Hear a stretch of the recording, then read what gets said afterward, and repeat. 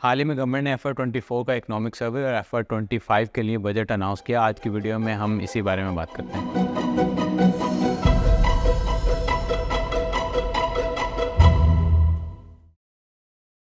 As per economic survey FY24 में पाकिस्तान की GDP growth को 2.4% पर प्रोजेक्ट किया गया against negative growth of 0.21% in FY23। Overall इस इकोनॉमिक ग्रोथ में एग्रीकल्चर आउटपुट ने सबसे ज़्यादा रोल प्ले किया है with growth of 6.3% year on year, जबकि सर्विसेज और इंडस्ट्रियल सेक्टर की ग्रोथ 1.21% रही है। पाकिस्तान का GDP पर कैपिटा बढ़ के $1680 पे हो गया है, जो कि प्रीवियस ईयर $1551 पे था। इसके अलावा इन्वेस्टमेंट टू GDP रेशो कम होकर 13.1% पे आ गया है, जो कि पिछले 50 साल का सबसे लोएस्ट नंबर है।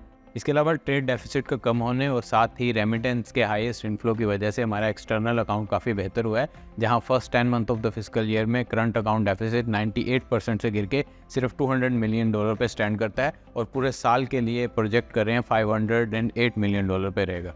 इसके अलावा अगर बजट की बात की जाए तो इस दफ़ा के बजट का टोटल आउटले 18.9 ट्रिलियन का है, जहां total tax collection target 12.97 trillion का रखा गया है, जो कि सेम पीरियड लास्ट ईयर से तकरीबन 40% का इंक्रीज़ है। अगले साल के एक्सपेंसेस में मेजर चंक इंटरेस्ट पेमेंट का होगा, जिसका तखमीना 9.8 ट्रिलियन का लगाया गया है। इसके अलावा fiscal deficit 5.9% of the GDP, जबकि primary surplus 2% of the GDP पर रहेगा, जो कि सेम पीरियड लास्ट ईयर में 0.4% ऑफ द GDP पे है। इसके अलावा PSDP के फंड को पिछले साल से डबल करके 1.5 ट्रिलियन रखा गया है। अगर टैक्सेशन मेजर्स की तरफ बात की जाए तो सैलरीज और नॉन सैलरीड क्लास के पर्सनल इनकम पे टैक्स को बढ़ा दिया गया है, जबकि नॉन फाइलर के लिए पर्सनल इनकम टैक्स की मैक्सिमम स्लैब को बढ़ा के अप टू 45% पे कर दिया गया है। साथ ही रियल स्टेट और एक्सपोर्टर के टैक्स को भी इंक्रीज़ कर दिया गया है। इसके अलावा नॉन फाइलर्स के लिए पेनल्टीज़ और फाइन्स में भी काफ़ी इंक्रीज़ कर दिया गया है।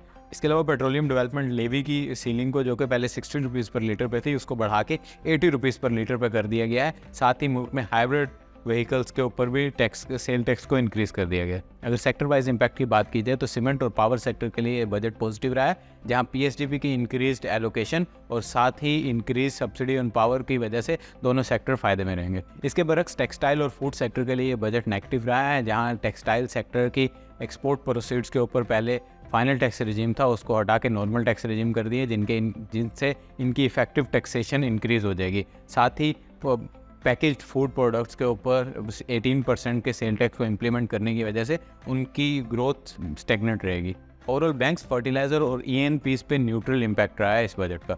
ऑटोमोबाइल और स्टील सेक्टर पे इस बजट का इम्पैक्ट मिक्स रहा है, जहां ऑटोमोबाइल्स में हाइब्रिड व्हीकल्स पे सेल टैक्स इंक्रीज़ होने की वजह से उनकी प्राइसेस इंक्रीज़ होंगी, जिससे उनकी डिमांड पे इफेक्ट हो सकता है। साथ ही RD लगाने की बात हो रही है on the import of localized parts, जिसकी वजह से वो OEMs जिनका लोकलाइज्ड पोर्शन ज़्यादा है, उनके मार्जिन्स पे इंक्रीज़ विटनेस किया जा सकता है।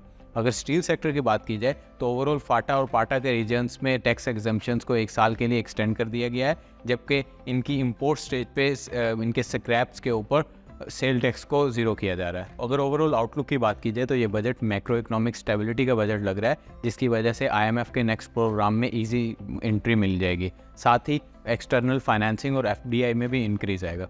ओवरऑल स्टॉक मार्केट के हवाले से अगर बात की जाए तो CGT में इंक्रीज़ की बातें जो बजट से पहले चल रही थी, इस तरह को मुय्यर ना होने के इम्पैक्ट मार्केट ने काफ़ी पॉजिटिव लिया, जिसको हमने नेक्स्ट ट्रेडिंग सेशन में भी विटनेस किया। ओवरऑल बजट के मुतालिक अनसर्टनिटी ख़त्म होने के साथ ही नेक्स्ट IMF प्रोग्राम, जो कि अब ईजी दिखाई दे रहा है, वो मार्केट को और कॉन्फिडेंस देगा। इकोनॉमिक सर्वे और बजट पे हमारी डिटेल रिपोर्ट पढ़ने के लिए डिस्क्रिप्शंस में दिए हुए लिंक्स पर क्लिक करें। साथ ही इस तरह की मज़ीद इन्फॉर्मेटिव वीडियो के लिए हमारे YouTube चैनल को सब्सक्राइब करें। Thank you.